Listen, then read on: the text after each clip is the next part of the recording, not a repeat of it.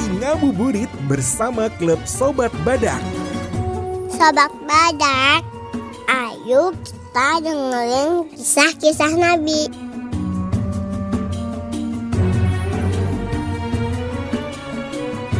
Mari ngabuburit bersama klub Sobat Badak. Persembahan klub Sobat Badak berkolaborasi dengan Rumah Dongeng Mentari.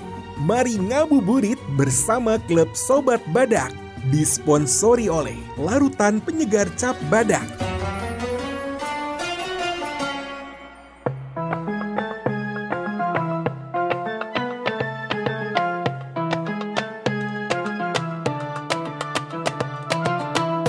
Assalamualaikum warahmatullahi wabarakatuh Sobat Badak.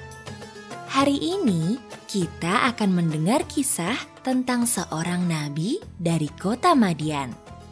Namanya Nabi Syuaib alaihi salam. Nabi Muhammad menjulukinya Khotibul Anbiya, yaitu juru bicara para nabi. Wah, hebat sekali ya. Mengapa Nabi Syuaib sampai memperoleh gelar ini ya? Mari kita simak kisahnya bersama-sama.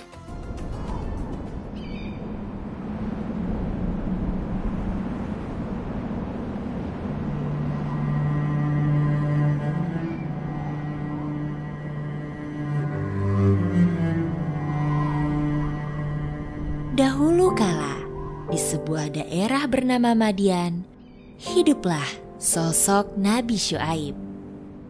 Nabi Syuaib adalah salah satu dari 4 nabi yang bersuku Arab.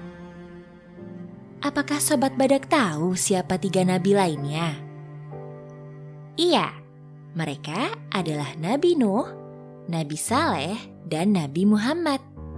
Menurut silsilah, Nabi Syuaib adalah keturunan Nabi Ibrahim. Sekarang kita kembali ke kota Madian. Kota Madian terkenal dengan perdagangan dan kemakmurannya. Sayangnya, penduduk Madian tidak jujur dan sangat tamak. Sobat Badak tahu arti tamak? Artinya serakah. Mereka selalu menginginkan harta yang berlebih. Karena itu, mereka berani menggunakan berbagai cara demi meraup kekayaan. Mereka menipu, merampok, dan berlaku curang dalam berdagang. Penduduk Madian sering mengubah takaran dan timbangan, merampok kafilah yang melewati area Madian, dan juga menarik pajak dari mereka. Penduduk yang kaya makin bertambah kaya saja, tetapi mereka tidak pernah puas terhadap apa yang mereka miliki. Kala itu, penduduk Madian tidak menyembah Allah Subhanahu wa Ta'ala. Mereka mengesahkan alam, yaitu pohon yang tumbuh subur di tanah mereka. Sebagaimana nabi terdahulu, Nabi Syuaib kemudian diutus mengingatkan mereka semua.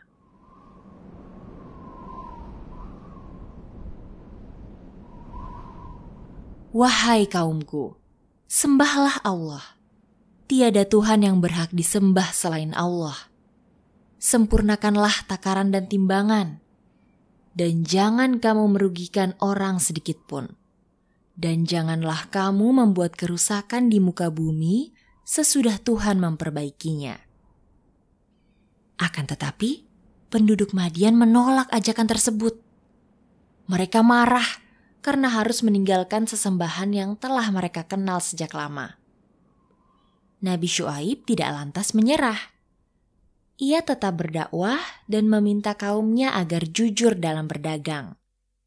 Ia melakukan itu karena sayang kepada kaumnya. Apakah balasan dari penduduk Madian? Engkau Syuaib sudah terkena sihir.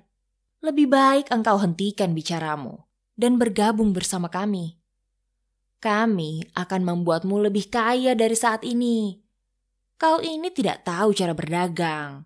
Kamilah yang lebih tahu. Nabi Syuaib menghela napas. Aku tidak akan mengerjakan apa-apa yang terlarang. Aku di sini hanya bermaksud baik kepada kalian.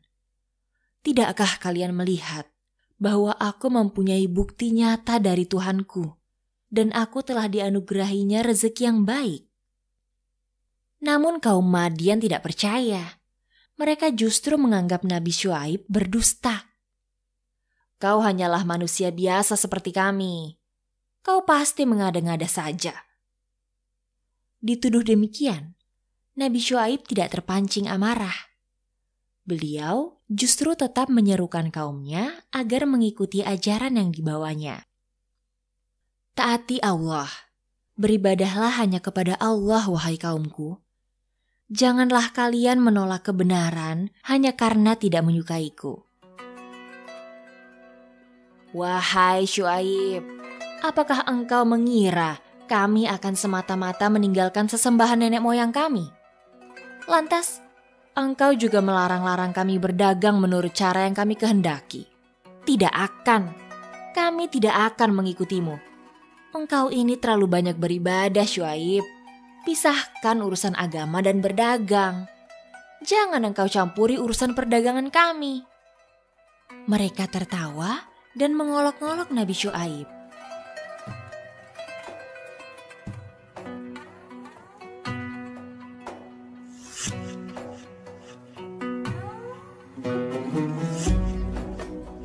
Nabi Syuaib kemudian mengingatkan penduduk Madian akan kejadian umat terdahulu, seperti siksaan yang menimpa kaum Nabi Nuh, Nabi Hud, dan kaum Nabi Lut.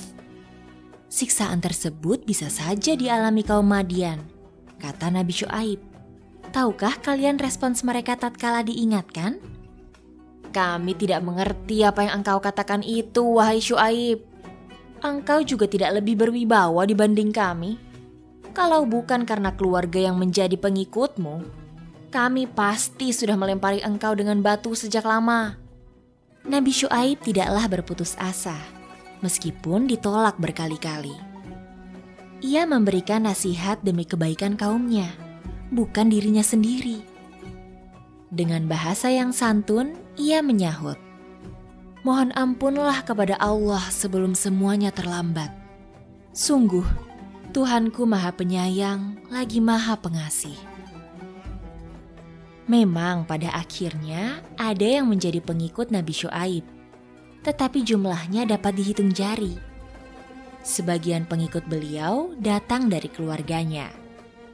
Mayoritas penduduk Madian tidak suka dengan dakwah Nabi Syuaib. Mereka pun menghalang-halangi orang Madian yang ingin beriman kepada Allah. Suatu hari, beberapa penduduk Madian datang ke kediaman Nabi Syuaib dan mengancam akan mengusir Nabi Syuaib beserta pengikutnya dari Madian, kecuali Nabi Syuaib mau mengakui sesembahan mereka. Tentu saja Nabi Syuaib menolak. "Wahai kaumku, takutlah engkau kepada Allah. Meskipun engkau memaksa kami untuk kembali ke jalan yang terdahulu, kami tidak akan kembali, sebab Allah telah menyelamatkan kami dari kesesatan," seru Nabi Syuaib. "Sampaikan kepada Tuhanmu untuk mendatangkan hukuman bagi kami jika perkataanmu memanglah benar," tantang penduduk Madian dengan berani. Mereka ingin bukti nyata akan keesaan Allah Subhanahu wa Ta'ala. Menemui jalan buntu, Nabi Syuaib dan para pengikutnya meninggalkan kota Madian.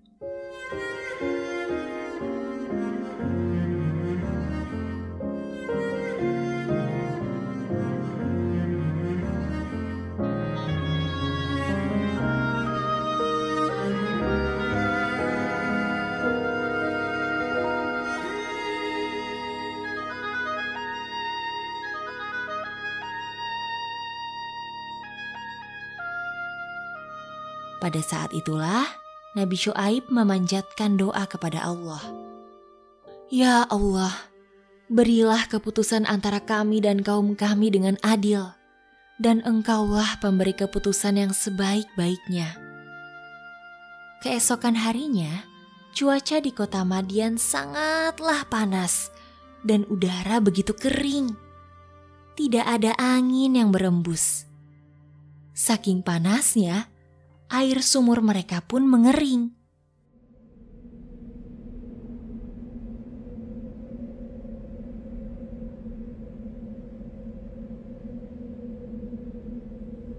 kaum Madian berlindung di rumah-rumah mereka. Selama berhari-hari, mereka bertahan dalam keadaan yang terasa seperti neraka. Pada hari ke-8, mereka melihat segumpal awan hitam di langit. Mereka bersorak-sorai gembira, mengira awan tersebut akan membawa kesejukan dan menyudahi penderitaan mereka. Mereka kemudian keluar dari rumah untuk berkumpul menikmati rinai hujan. Tiba-tiba menyambarlah petir.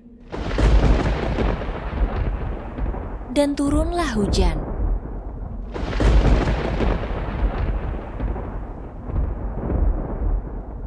Akan tetapi, kali ini bukan hujan air, melainkan hujan api. Penduduk Madian berlarian menyelamatkan diri, tetapi tanah di bawah mereka berguncang dengan hebat. Gempa bumi! Lalu terdengarlah suara gemuruh yang menggelegar kuat. Bersamaan dengan itu, seluruh penduduk Madian meninggal di tempat.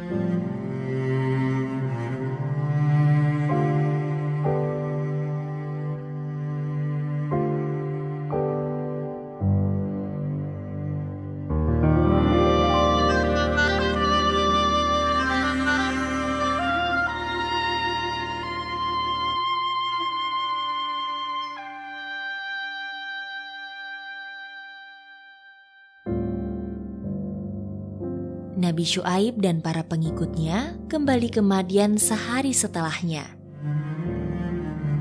Beliau melihat kota yang porak-poranda. Nabi Syuaib kaget dan sedih, seraya berkata dalam hati, "Bukankah telah kuperingatkan kalian mengenai ini sebelumnya, wahai kaumku? Sayangnya kalian tidak mengindahkan nasihatku sama sekali." Nabi Syuaib kemudian mendiami kota Madian bersama para pengikutnya. Dari kisah di atas, tidaklah mengherankan Nabi Syuaib diberi julukan juru bicara para nabi. Sebab beliau mampu mendebat kaum kafir dengan tetap menjaga lisan dan lemah lembut ketika kaumnya melemparkan celaan dan tuduhan kepadanya.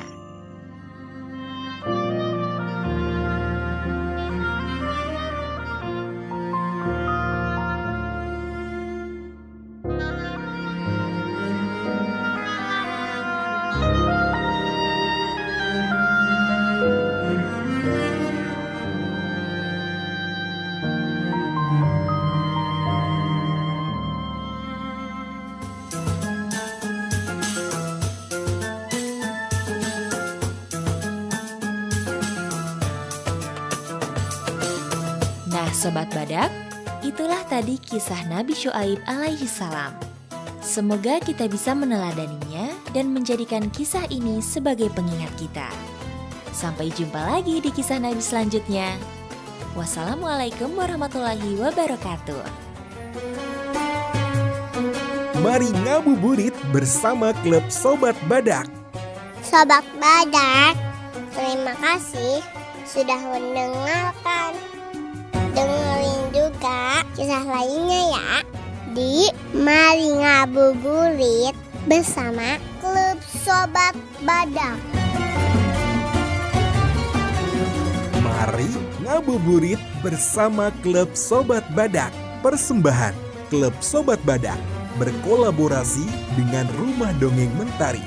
Disponsori oleh Larutan Penyegar Cap Badak.